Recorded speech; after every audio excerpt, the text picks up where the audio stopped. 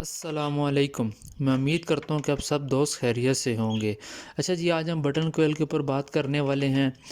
Button quail की farming को मैं रिकमेंड करूँगा। वैसे दोस्त काफ़ी सारे परिंदों और जानवरों की फ़ार्मिंग करते हैं, लेकिन वो सब तकरीबन हवाई हैं और आज कुछ कीमती होती हैं, कल जब आप ख़रीदते हैं कुछ कीमती होती हैं। तो बहरहाल एक लंबा चौड़ा टॉपिक है, मैं उस पर अक्सर बात करता रहता हूँ। तो बहरहाल बटन क्वेल को मैं रिकमेंड करूँगा कि आप पर्स में बिज़नेस करना चाहते हैं तो ये बहुत ज़बरदस्त चीज़ है, तो मैं इसको पर्सनली रिकमेंड करूँगा। तो ये जो चीज़ें अभी आपको स्क्रीन पे चेकलिस्ट शो हो रही है, इंशाल्लाह ये सब चीज़ें हम डिस्कस करेंगे आज। तो इसमें जो ग्रीन है केजिंग और प्रोसेस, मैंने ऑलरेडी पिछली वीडियो में कवर कर लिया था डिटेल से, लेकिन इसको फिर भी आप मोटा मोटा डिस्कस कर लेंगे। जो इसकी म्यूटेशंस और ब्रूडिंग है, ये दो टॉपिक थोड़े बड़े हैं। म्यूटेशंस काफ़ी सारी हैं, किसको क्रॉस कराओ तो कौन सी आगे म्यूटेशन आती है, ये बड़ा लंबा छोटा टॉपिक है। इंशाल्लाह फ्यूचर में हम इसको कवर करेंगे। तो हम शुरू करते हैं बाकी अपनी वीडियो। तो सबसे पहले ओरिजिन की अगर बात करें तो बटन क्वेल जो है कुदरती तौर में एशिया में और ऑस्ट्रेलिया में एग्जिस्ट करता है। एशिया के तकरीबन सभी काफ़ी सारे ममालिक में एग्जिस्ट करता है, ठीक है। इसका नाम बटन कोयल, चाइनीज़ पेंटेड कोयल, क्विंग कोयल और काफ़ी सारे इसके अलावा इसके नाम हैं। ये जो है कुदरती तौर पे ग्रास वाले, जो घास वाले मैदान हो गए, ज़रात वाली ज़मीनें होगी, उधर रहना पसंद करता है। और इसका साइज़ बहुत छोटा होता है, ये सिर्फ 4 से 5 इंच इसका साइज़ होता है और सिर्फ 30-40 ग्राम का ये बटेरा है। यानी कि हमारे आम देसी बटेरे से समझ लें कि 1/3 है साइज़ में हो, लेकिन है खूबसूरत बहुत।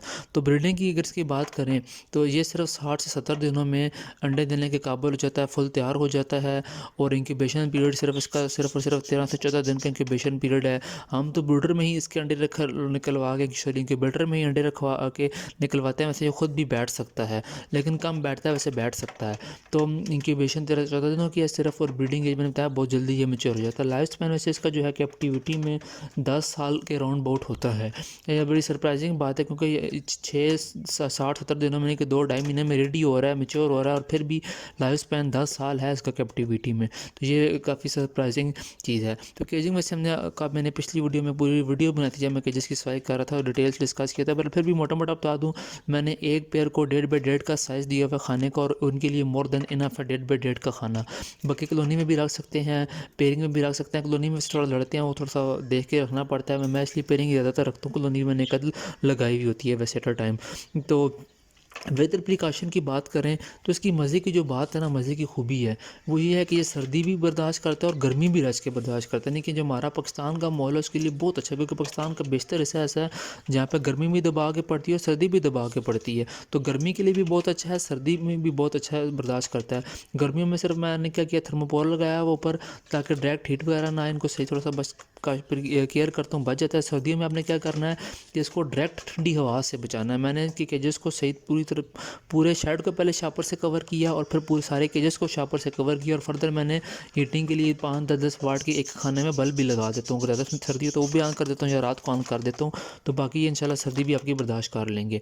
वेदर प्रिकॉशंस भी हो गई। म्यूटेशन इसकी बहुत सारी हैं। अभी आपको सिल्वर कलर का पीस शो हो रहा है, पीछे जो ज़्यादा आपको शो हो रहे थे रेड ब्रेस्टेड के पेयर थे, रेड ब्रेस्टेड, सिल्वर और पाइड है, बीच में एक पाइड पीस भी शो हुआ था। मेरे पास ये 3 कलर पाकिस्तान में सिर्फ ये 3 म्यूटेशन। इसमें भी जो पाइड और सिल्वर है पाकिस्तान में बहुत कम है, और वो पाइड और सिल्वर 10-12 हज़ार का पेयर। और ये जो भी रेड ब्रेस्टेड आपको शो हो रहा है ये पाकिस्तान में चलता रहता है, और ये 8,000 का पेयर है। वैसे रेड ब्रेस्टेड ज़्यादा खूबसूरत है, लेकिन हम नायाब वो जो है सिल्वर और पाइड कलर का है।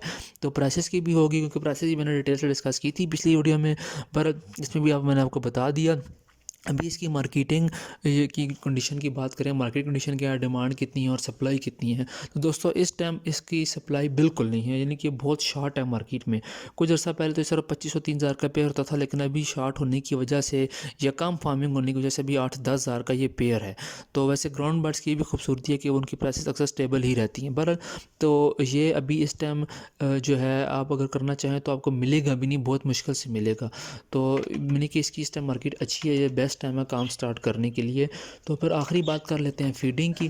तो फीड, क्योंकि मैंने बताया ब्रूडिंग और म्यूटेशंस, इनको हम इंशाल्लाह फ्यूचर में डिटेल से करेंगे हो सकता है। फिर मेडिसिन वाला भी मैं अक्सर अलग से एक वीडियो बना देता हूँ सारी चीज़ें डिस्कस करने के बाद।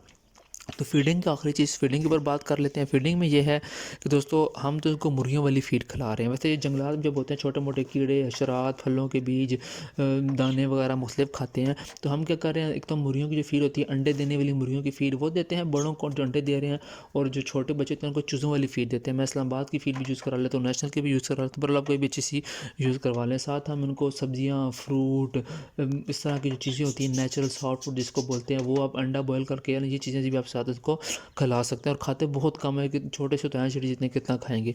तो खाने पिलाने का खर्चा बहुत कम रखना बहुत आसान, बहुत कम जगह लेते हैं, सर्दी गर्मी सब बर्दाश्त करते हैं। तो मैं उम्मीद करता हूँ कि वीडियो आपको पसंद आई होगी। इंशाल्लाह फिर मुझे किसी नई वीडियो में मिलेंगे। जो कुछ चीज़ें थोड़ी बहुत रह गई इंशाल्लाह फर्दर हम कभी डिस्कस करेंगे। बाकी मैंने तकरीबन हर बेसिक लेवल पर हर चीज़ डिस्कस कर दी है। अस्सलाम वालेकुम, अल्लाह हाफिज़।